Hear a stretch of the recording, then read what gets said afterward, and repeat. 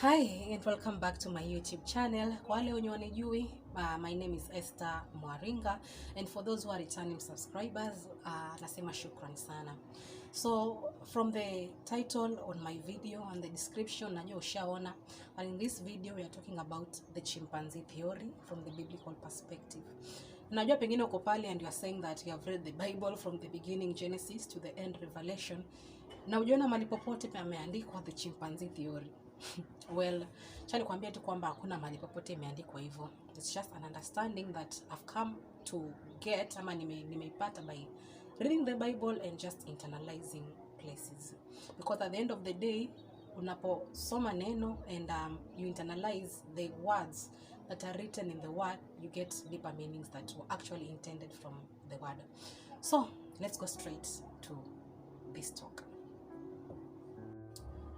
Let me take you back to the second creation in the Bible, ambapo time yenye God wanted to create a companion for Adam because he saw that it was not good for Adam to be alone, and he wanted to create a companion for Adam.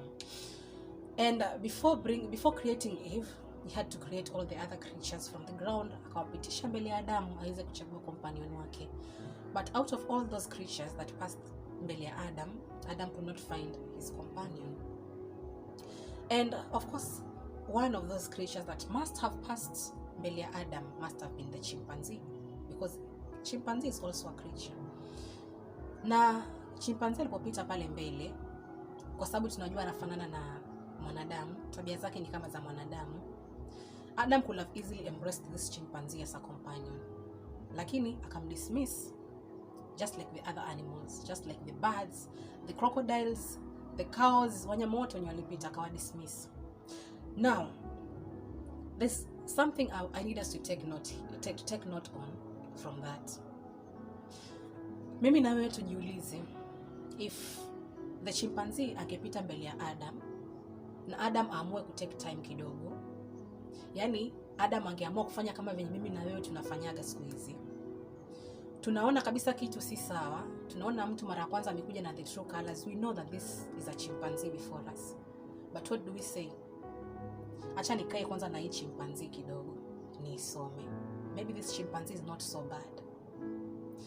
In truth of the word, ukikaa na hii chimpanzee for some time, chimpanzee na tabia kama za mwanadamu, atakutreat kama mwanadamu, and at the end of the day you'll forget that this was a chimpanzee and you'll start treating it as a human being, you'll start accepting it. Lakini ukweli ni kwamba bado mnyama ni chimpanzee, si mtu. And that is what has gotten us into problems sasa hivi kwenye maisha yetu. Ladies, for example, let me speak to the ladies. Hata pia wanaume at the same time. You have met this, okay, wacha niongee na wanadada kwanza. Uliona huyu mwanamume ama huyu mwanamume kaja kukukatia ama kukutongoza ama kukutaka. And when he came, the way he came, dressed, how he spoke and everything, from the first appearance, you saw that this is a gorilla, this is a chimpanzee. Yani ukajua tu hapa nikikaa na huyu mtu nimejiingiza mahali ambapo sipo, but you decided to bring that person close, in this case the chimpanzee close. Na after some time, kwa sababu chimpanzee akikaa na mwanadamu atakuonyesha pia kuna tabia kama zako za wanadamu, na ukadanganyika pale ukaona kwamba actually this chimpanzee might actually be a human being, might actually be my rib, kwa sababu vitu anafanya unaweza kudanganya rahisi kwamba pia yeye ni mwanadamu kama wewe. And you find yourself fixed in a position that God has not fixed you in. And at the end of the day, because a chimpanzee does not live on land, most chimpanzees live in the forest. Chimpanzee atakaa na wewe, lakini muda wake ukifika atarudi kule bado, atarudi kule forest. And when this chimpanzee goes back to the forest where God, mahali ambapo Mungu mwenyewe kamweka akae huko, you start crying, you start asking yourself questions. But at the end of the day, from the beginning of it all, you knew that you were living with a chimpanzee, not a human being. Na Mungu anapokuja kuchukua chimpanzee wake amrejeshe kule forest, you start complaining again, asking questions. Why is he gone?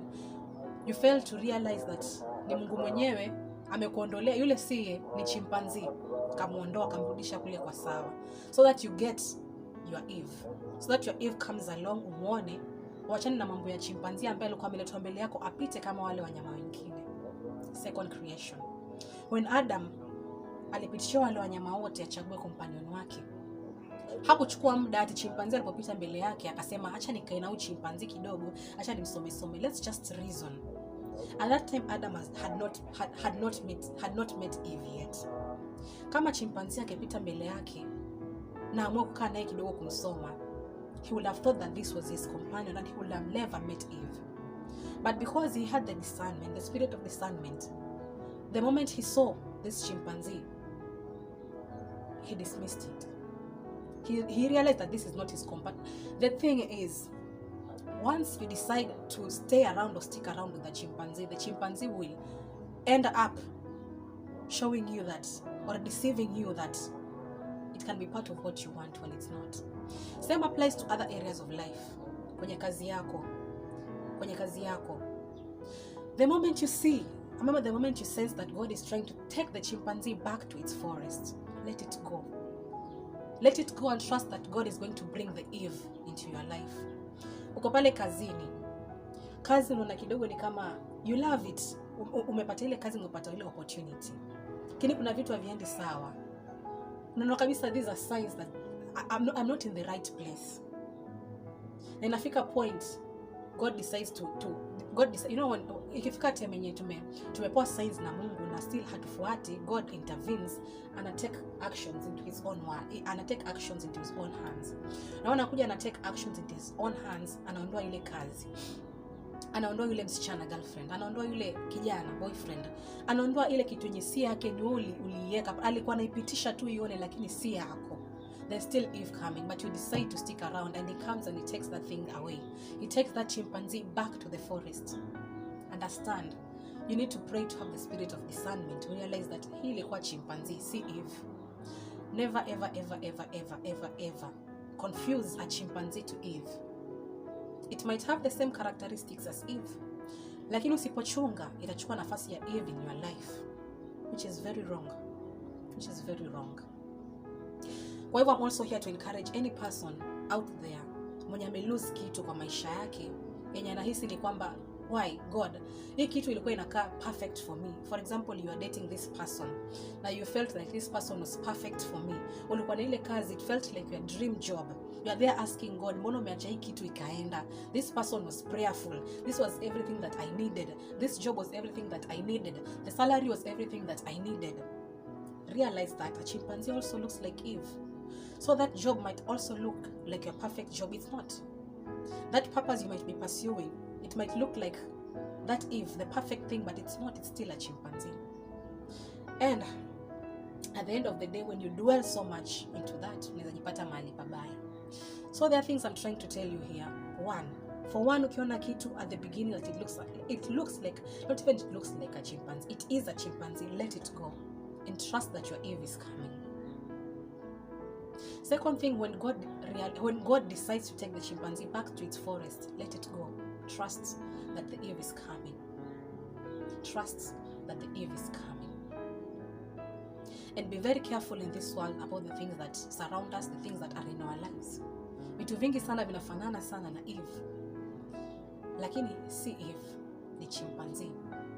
Kuna vitu vingine zilikuja kwenye maisha yako, you saw them at the beginning, just like Adam akipitishwa wale wanyama, aliona a bird passing, akaona this bird na akasema no, this cannot be it. A worm passing by, no, this cannot be it. Every other thing, this cannot be it. The same way unaweza kuwa offered kazi nyingi sana kwenye maisha. Ukaona zile kazi zikipita ukasema tu hapana, this cannot be mine, this cannot be mine. Ikifika ile kazi inafanana na chimpanzee kaanza kukutatiza, have the courage, the strength to let it go. If the job is not for you, maybe you are a Christian pengine pale huko, na umeofariwa kazi, mshahara unakaa mzuri, everything looks good, but at the end of the day it goes against your principles. You are there dating a person, for example, everything looks good, but he's compromising your principles. You need to be courageous enough to say that this is not the Eve, this is not the Eve, this is a chimpanzee, and let it go and trust that God will bring back your Eve. Now this is a perspective that nimeona kwa Bible, and I chose to share it with you. You can also tell me kwa ile comment section pale chini. Do you agree with it? Do you think that it's correct? Do you think that it implies in our daily lives? make sure that you drop that comment pale chini, na nitasisitiza tu, do not play around with a chimpanzee, because it will deceive you for a long time that it can be Eve, and it will never turn to be Eve. Goodbye, and see you in my next video, where we shall be looking again at another Bible perspective.